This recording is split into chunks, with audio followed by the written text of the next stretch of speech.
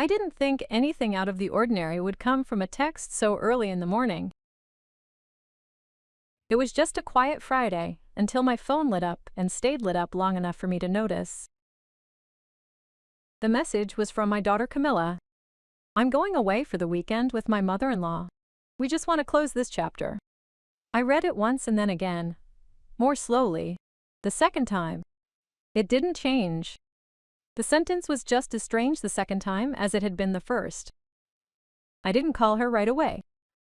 I stood there for a moment, phone still in my hand, trying to figure out where this fit into everything I thought I knew about her life. People don't usually plan trips around conversations they might have at home, and they don't use words like closing the chapter, unless something has been hanging over their heads for much longer than they'd admit. I replied with a single word before thinking about it too much. "What?" That was all I sent. "My name is Camilla. I'm 62 years old. I've dedicated most of my life to handling things with the utmost care, ensuring that minor issues didn't escalate into major problems. It's a habit that stuck with me even after I retired, even after my husband passed away. When something didn't make sense, I would look for the missing piece, so I opened my email. The reservation confirmation was still there, right where I remembered leaving it a few weeks earlier. Camilla had asked me to help her organize a short trip. She said things were tense with her husband's family, and she needed a few days to sort things out. I had booked it in my name with my card because it was easier that way. At the time, it had felt like a simple favor. Now, looking at the message on my phone and the reservation on the screen, it didn't feel simple anymore. I noticed small details that I hadn't paid attention to before. The timing, the wording, the fact that she hadn't mentioned this plan until now. I put the phone down on the table, but I didn't leave the kitchen counter. A quiet unease began to set in, the kind that doesn't announce its arrival but doesn't go away either. By the time Camilla arrived at the airport that Friday morning expecting everything to be ready, I had already begun to understand that something about this situation wasn't what it seemed. After putting the phone down, I stayed in the kitchen longer than necessary, staring at the same message without opening it again. It wasn't the wording that bothered me anymore. It was how easily it fit into a pattern I had chosen not to see. Camilla hadn't been happy for a while. She didn't say it outright at first, but it showed in the small details. She talked less about her husband, and when she did, it was almost always related to something pending, something that sounded minor until it wasn't. Her mother-in-law appeared more often too, almost always at the center of those same tensions. I told myself it was temporary. People go through phases. The money part followed the same path. It started small. A bill that needed help, a payment she said she would cover later. At first, she didn't keep track. When it became more frequent, I added it to one of my cards, so I wouldn't have to ask each time. I remember the day I did it. She sounded relieved, almost grateful, and I told myself I was helping her stabilize. What I didn't say out loud was that I had already begun to notice how often she needed this kind of help. There was a moment that stuck with me. It was late in the afternoon. The light was streaming in through the window in a way that made everything seem a little too still. I was checking my account and saw a higher balance than I had expected. It wasn't alarming, but it was enough to give me pause. I called her. "It's just temporary," she said quickly. "I'll fix it next month." I could hear the confidence in her voice, the assumption that I would accept the explanation without further pressure. That day I almost told her no. I almost told her we had to set boundaries, that things couldn't keep going the way they were, but I didn't. Instead, I told her to be careful and let it go. It's easy to ignore something when it doesn't feel urgent. It's even easier when you think you're the one holding it all together. I remember checking my account that night and closing the app without finishing what I'd started. Even then, I knew I was avoiding something. I went back to my email and opened the reservation again, this time looking at the details I'd ignored before. The original confirmation was still there, just as I remembered it from a simple reservation I'd made a few weeks earlier when Camilla had asked for help. It was a standard room for 2 nights. Nothing fancy. Just enough space for what she said was a difficult conversation. At the time, it felt reasonable. What I saw now didn't match that version. The reservation had been changed. The room was no longer a standard hotel room, but a private cabana, the kind with more privacy and more cost. There were extra charges that I hadn't approved, adjustments that raised the total far beyond what I'd originally agreed to. The date of the changes was just a few days old. There hadn't been any calls, nor had there been any messages asking if I was all right. That wasn't like her, at least not at first. I checked my account to make sure I wasn't missing anything. The charges were there, processing without interruption, as if everything had been authorized. That part cleared things up for me. This wasn't a misunderstanding, it wasn't a miscommunication or a last-minute decision that I hadn't had time to explain. The changes required access, and that access had already been granted. I had allowed it, just not for this. I stood there for a moment, staring at the numbers without immediately reacting. It wasn't the amount that stuck with me. It was the assumption behind it all. I hadn't asked, because I didn't feel I had to. That realization didn't come with anger like I might have expected. It came with something quieter. The uncertainty I'd felt before began to shift into something clearer, something I couldn't adjust to feel acceptable anymore. I closed the screen and let the silence linger for a moment. By then I understood that the situation hadn't changed overnight. It had just gotten to the point where I couldn't ignore it anymore.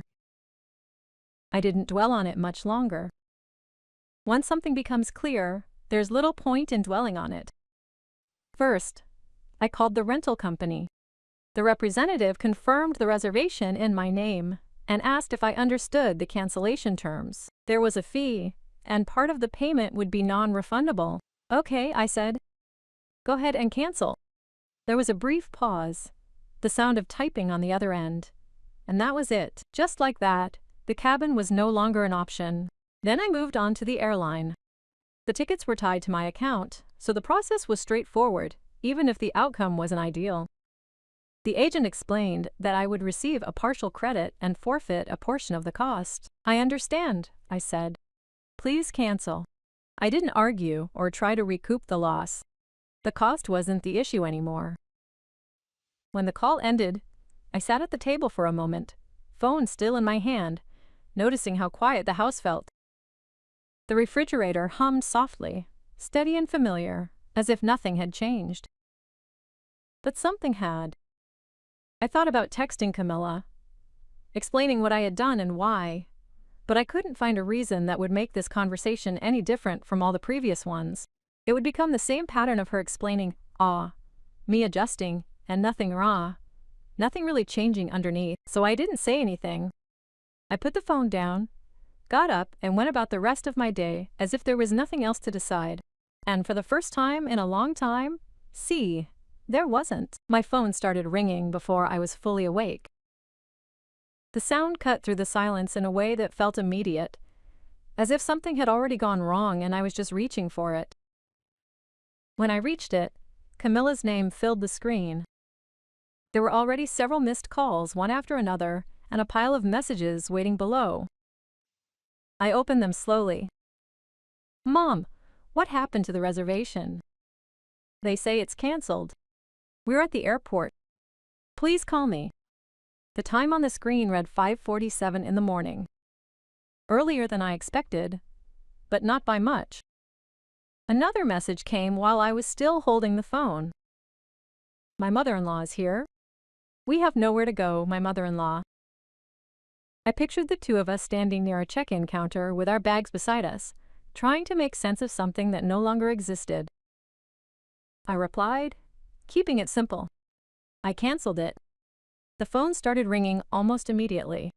I let it go. Then another and another message followed. You can do this to me. We're already checked in. This is embarrassing. I didn't answer right away. I got up, walked to the kitchen, and poured myself a cup of coffee, noticing that my hands were steady in a way I hadn't expected. When I turned back, the screen lit up again. Why did you do that without telling me? I read it. Then I put the phone down on the table, face up, to see if anything else would come in. I didn't pick it up again for a while. The calls were sparse. Then they stopped.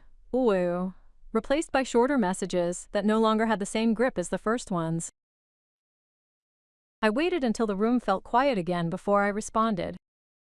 You used my account without asking. That was all I sent. The phone went silent after that, but the silence didn't feel uncertain. It felt like something had already passed the point where explanations would change anything. And for once, I didn't feel the need to fill that silence for her. She called again a few minutes later, and this time I answered. Her voice came quickly, without the pause it usually had when she tried to sound calm. I don't understand how you could do this, she said. We were already here. Everything was ready. I didn't interrupt her. I let her finish. You embarrassed me, she continued. My mother-in-law had to stand there while they told us there were no reservations. Do you know what that feels like? I imagine it was awkward, I said. My voice was even, like when I was explaining something at work. But the reservation was under my name. That doesn't matter, she replied. You knew about this trip. You helped me plan it. I helped you plan something different, I said. Not what it became. There was a short but noticeable pause on her end, as if she were deciding how much to admit. It's still the same trip, she said. I just made a few changes. You didn't tell me about those changes. I didn't think I had to. That was the part that made it all clear to me. She kept talking, filling the silence before I could respond. Mom, this isn't just a trip. I needed it. Things at home aren't working out, and I'm trying to figure out what to do next. You're making it harder. I'm not the one who made it harder, I said. She exhaled sharply. You are my mom. You're supposed to support me. Support doesn't mean I pay for decisions you didn't include me in, I said. You didn't just make a mistake, Camilla. You made a plan and expected me to fund it. I supported you, I replied. That's not the problem. So what is the problem? The problem is you used my account without asking, as said. You made decisions that affected me and assumed I would accept them later. It's not that I was doing anything wrong, he said. I just needed help. Help doesn't mean accepting everything, I said. Another, longer pause. This time I could hear movement on his side. Voices in the background. Probably people walking by. But he didn't walk away from the call. So what am I supposed to do now? He asked. I thought about that before I answered. Not because I didn't know, but because I knew he wouldn't like it. You have to fix this on your own, I said. Are you really going to do this to me? He said, his voice lower. No longer angry or lonely or uncertain in a way I hadn't heard before. The line went still after that. Not disconnected, just silent. And for the first time in a long time, I didn't feel responsible for what came next. I waited until the afternoon to call Camilla's mother-in-law. I didn't rush it, but I didn't want to leave her unanswered either. There was so much I didn't understand yet, and so much that had already been decided without me, she answered after the second ring. Camilla sounded surprised. I didn't expect to hear from you. I guess I didn't answer. I wanted to make sure we were both on the same page. There was a brief pause, then a subtle change in her tone. I assumed Camilla had already explained everything to you. She told me about the trip. I said, that's not the same thing. The mother-in-law exhaled softly, as if choosing her words carefully. She said you helped her organize it, that you thought it would be a good idea if we talked in a neutral place, right? That's right, I said. I booked something basic, and they didn't tell me about the changes. There was another, longer pause. I understand this time, the mother-in-law said. We worked through the details slowly, comparing what each of us had heard. The differences weren't obvious at first, but they added up. Camilla had adjusted her story just enough, depending on who she was talking to. She hadn't asked either of us for permission. She just had positioned us in a way that made it seem unnecessary to say so. The mother-in-law believed the trip was part of a larger decision Camilla had already made. She told me she was getting ready to leave, the mother-in-law said, that this was to find a way to do it without everything falling apart. I didn't respond immediately. That was the first time I'd heard it said so clearly. She also said you were helping her get organized, the mother-in-law added. Plus, she said she didn't have enough saved up yet to go on her own. She added quietly that she needed a little more time and a little more support. I wasn't doing it, I said. I didn't know she had already decided that. The mother-in-law didn't sound angry, if anything, tired. I don't think she wanted to cause trouble, she said. But this isn't what I agreed to either. I didn't respond. It's not. The conversation didn't last much longer after that. We'd both been given versions of the same situation that made it easier for Camilla to move forward without resistance. When I ended the call, I stood there for a moment, letting that sink in. It wasn't just that she'd made decisions without me. It was that she'd already decided who I was in that process, without ever asking if it was true. Over the next few days, I handled things quietly. I started with my accounts. I took away Camilla's access to my card, making sure there was no confusion about what was left open and what wasn't. I reviewed past statements, closed what no longer made sense to keep active, and restarted the parts I'd left unattended for too long. I didn't announce it. She noticed anyway. The first message came later that afternoon. My card's not working. Did something happen? I waited a moment before responding. I made some changes to my accounts. There was a pause before her next message appeared. You could have told me first. I'm telling you now. I wrote. That was it. No discussion ensued, at least not right away. The silence that followed felt different from the one at the airport. This one had a slightly more permanent weight to it. So I get it, the weekend didn't go as she'd hoped. Without the reservation, without the arrangement she thought was already secured, she had to make decisions on the spot. Her mother-in-law didn't stay long. There were also boundaries there that Camilla hadn't fully considered. She ended up booking a last-minute room at a much higher price, something she mentioned in passing later, as if expecting me to react. I didn't. Her mother-in-law didn't stay with her long, from what I gathered, choosing to go home early rather than be a part of something that no longer felt honest. From what little Camilla said, her husband had already found out about the trip before she got back. The conversation that followed didn't stay private for long. I didn't intervene. That was the part that felt strange. For years, I'd been the one to close the cracks before they opened, making sure things held together even when they shouldn't have. Now I wasn't, and the absence of that changed the way everything moved. Helping had always been there, had been my way of staying connected to her, even when it was harder than I let on. This time I let the situation sit without adjusting, and for once the outcome wasn't up to me. The house felt different after that week.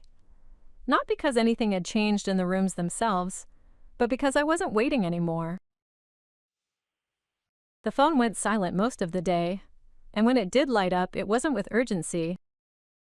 I went about my routines without interruption. Coffee in the morning, the same chair by the window. Without the constant expectation of a call or a problem to solve, everything felt more purposeful. I started to think about how many times I'd stepped in before, not just once or twice, but repeatedly in ways that had become automatic. Covering a payment, smoothing over a situation, making sure nothing fell through before someone else had to deal with it. It had felt like a responsibility at the time. It felt different now. I don't think Camilla planned it this way from the beginning. I think she'd learned over time that I would step in before things got to a head, to the point that she couldn't handle. And I had reinforced it. You don't always notice the role you're playing while you're still playing it. The silence in the house wasn't empty, it was clear. And for the first time, I could see where my part in all this had begun. A week later, Camilla sent me a long email.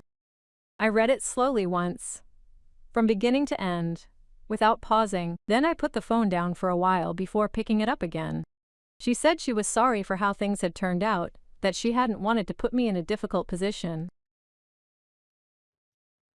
But embedded in that apology was something else, a quiet insistence that I had made things harder than necessary, that my decision had forced everything to come out too quickly. Both things were in the same message, side by side. I didn't respond, not because I didn't care, but because I understood that answering her wouldn't return to the same pattern where explanations replaced responsibility and nothing really changed underneath. This time, I chose to leave it there. The house was quiet that afternoon, a silence that was no longer felt heavy. I sat by the window and allowed myself to think about everything that had led up to that morning at the airport. Clarity doesn't come all at once. It settles down piece by piece until you can't ignore it anymore. I still love my daughter, but I understand something now that I didn't before. Love, when it has no boundaries, doesn't stay kind for long. It becomes something else, something that silently gives permission to what shouldn't be allowed. If there's one thing I would tell anyone listening to this, it's simple. Help when it's right, but know where that help ends. Because if you don't decide for yourself, someone else will sooner or later. I didn't respond to her email that day. And for the first time I understood that love doesn't always mean staying involved. Sometimes it means stepping back and letting the silence say what you no longer need to say. The phone sat on the table beside me, silent, in a way that I no longer felt I had to fix.